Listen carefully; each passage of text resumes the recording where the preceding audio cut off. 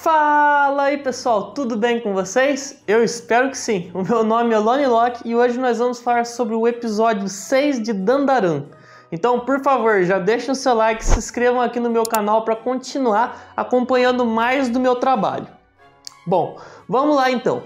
Só para contextualizar, esse episódio ele adaptou os capítulos do 12 até o 14 do mangá. E como sempre, eles foram bem fiéis ao material original. O episódio ele começa com a nossa dupla procurando pelas bolas douradas do Okarun, ali próximos da linha do trem.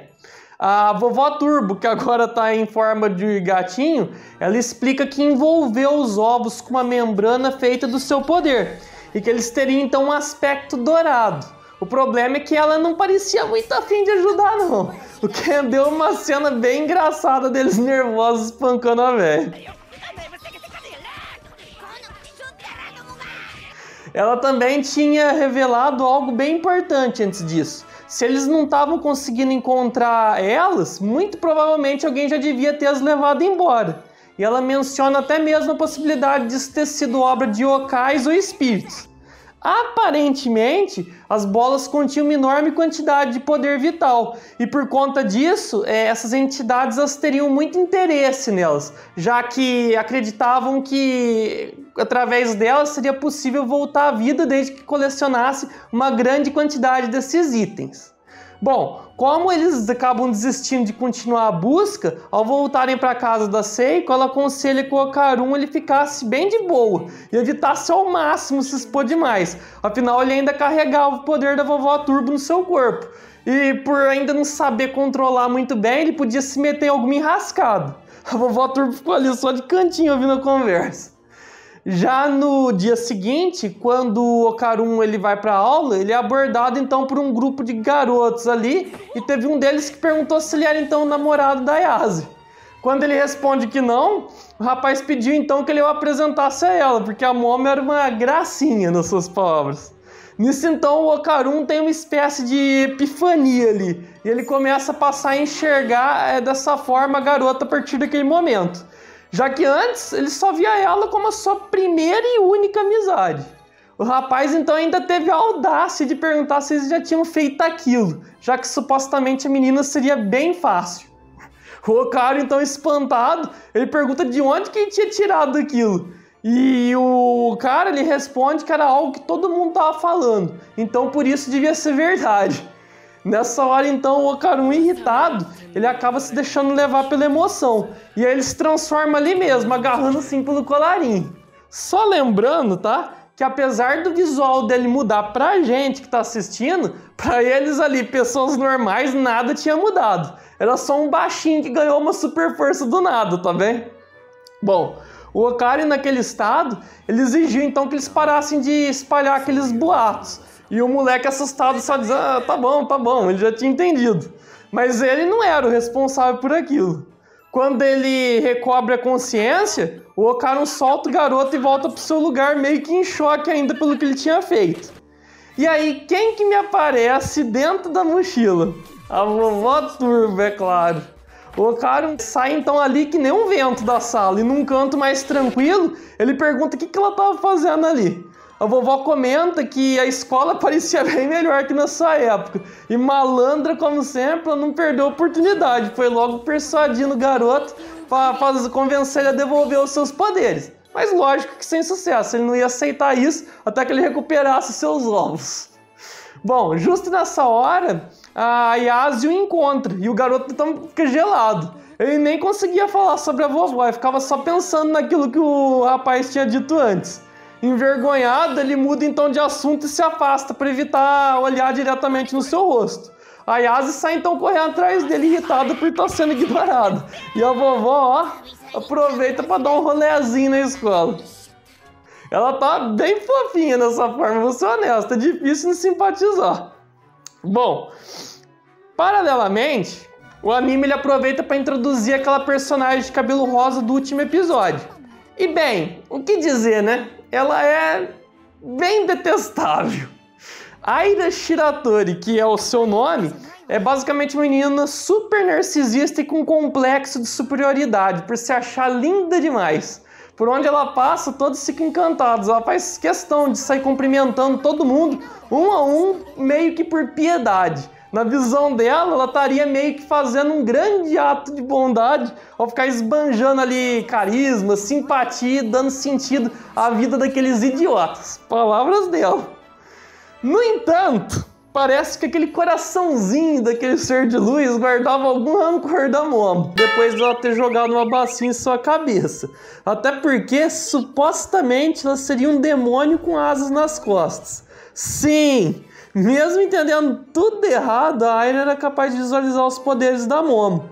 Era inclusive a Aira quem estava difamando a Momo com aqueles rumores falsos. Mas claro, isso tudo porque ela era um doce de pessoa que só estava combatendo o mal, tá bem? Na sequência, fica então evidente a razão dela conseguir enxergar os poderes da Momo. O anime ele mostra pra gente um flashback da Aira passando próximo da linha de trem quando a vovó Turbo supostamente tinha sido obliterada.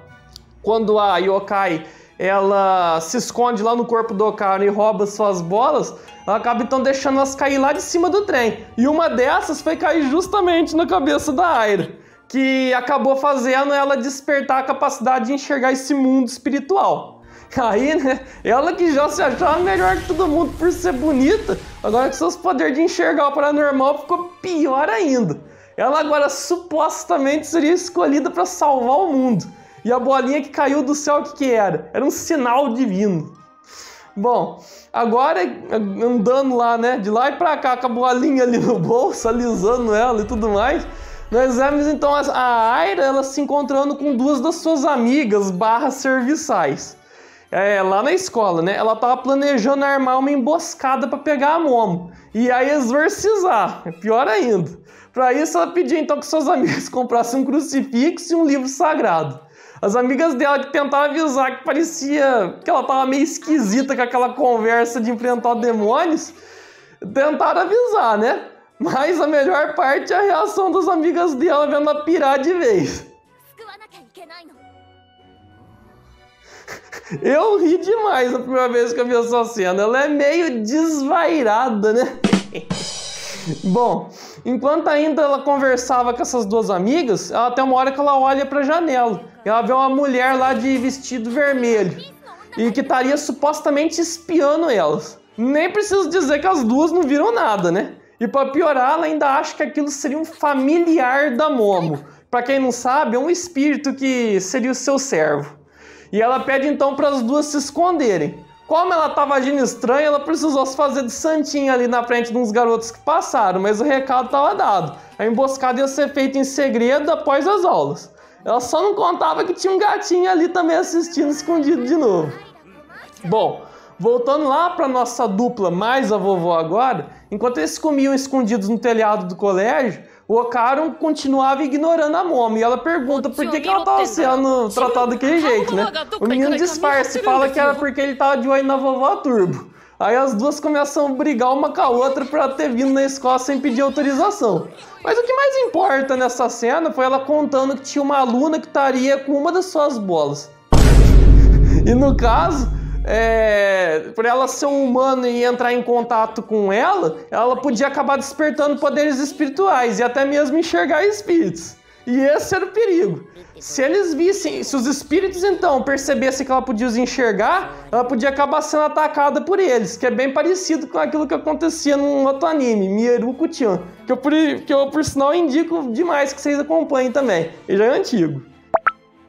Mas enfim, finalmente depois das aulas, quando a vovó ia mostrar quem era a garota, a própria aparece e diz que queria conversar só as Kayase. A Momo ressabiada que ela podia ter sacado que foi ela que jogou a bacia na sua cabeça, ela resolve aceitar conversar com ela só para evitar maiores conflitos, né? Então assim que elas saem, a vovó Turbo de dentro da bolsa conta pro Okaru que era daquela garota que ela tava falando antes. E bom, chegando lá em um prédio abandonado que elas tinham combinado, a Yase é surpreendida então pelas amigas da Aira que derrubam ela no chão e logo em seguida lacra suas mãos nas costas. E ela, sem entender nada, ela ainda é obrigada a ter que aguentar a narcisista pulando em cima dela e tentando exorcizar mesmo usando um crucifixo. A Momo ela até consegue usar seu poder para livrar as duas amigas dela, né? Ela joga longe. Só que a Aira continua insistindo que ela é um demônio e começa a pressionar agora a bola do Okaru na cara dela. Eu não vou falar nada, isso aqui já tá meio esquisito, né? Mas enfim, a Momo, ela finalmente ela nota que foi aquela louquinha que pegou uma das bolas. E também que explicar para ela a situação não seria uma opção. Por sorte, nessa hora o Okaru não consegue encontrar e a Momo alerta que o real perigo não era a Aira que estava em cima dela, mas sim um espírito maligno que estava procurando por ela. Mas antes que desse tempo de fazer qualquer coisa de concreto, esse espírito chega correndo e pega a Aira.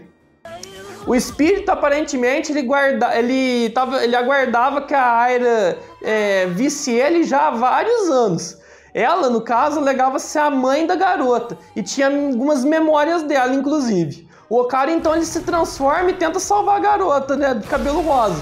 Mas a única coisa que ele consegue fazer é ser engolido. Até porque a Momo tava com as mãos atadas e ela acaba também recebendo um golpe da entidade e vai parar lá atrás.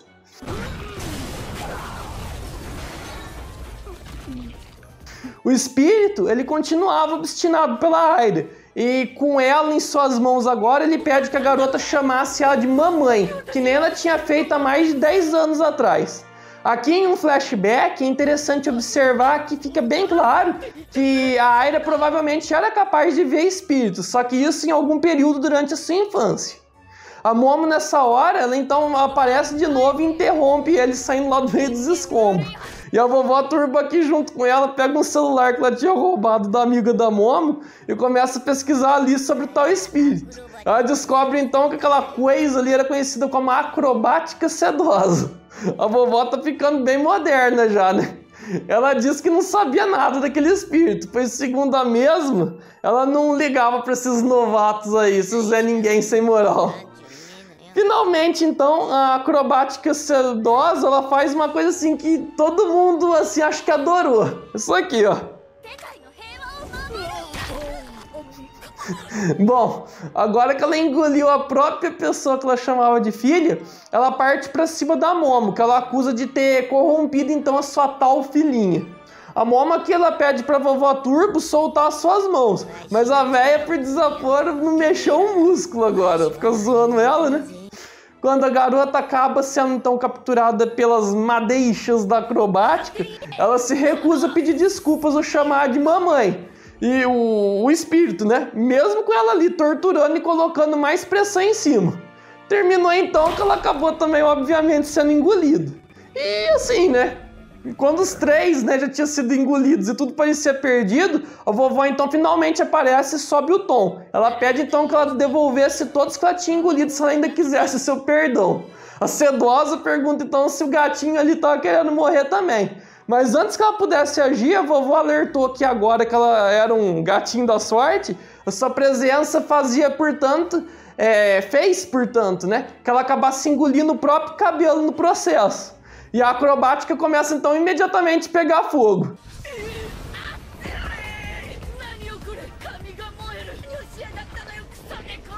Ela conta que o crucifixo da garota era na verdade um isqueiro, que a Momo usou ele para queimar o cabelo de dentro para fora. Nessa parte a vovó explica que aquela coincidência foi algo inevitável por causa da sua presença ali atraindo justamente sorte. Será que ela quis ajudar eles no fim das contas? Talvez. Mas é muito cedo ainda pra gente poder afirmar algo. Com os três agora fora do corpo, o episódio então se encerra com a nossa dupla dinâmica ali pronta para uma espécie de contra-ataque. E é isso, galera. O próximo episódio ele promete ser bem emocionante, supondo que eles vão terminar de adaptar até o fim desse arco, lógico. Eu tô gostando demais da interação com a vovó Turbo nessa forma. Apesar de achar a Aira bem insuportável, viu? Bom, então se vocês gostaram desse episódio e ficaram curiosos para continuar acompanhando essa história, eu peço então que verifiquem o seu like e a sua inscrição aqui no meu canal. Afinal de contas, eu sou lindo e eu fui escolhido por conta da minha beleza. Ó, vejam só, olha só pra mim. Não preciso nem pentear o cabelo para gravar. É verdade. Bom, eu vou ficando por aqui então, pessoal. Até a próxima. Fui! Eu sou lindo. Eu sou lindo.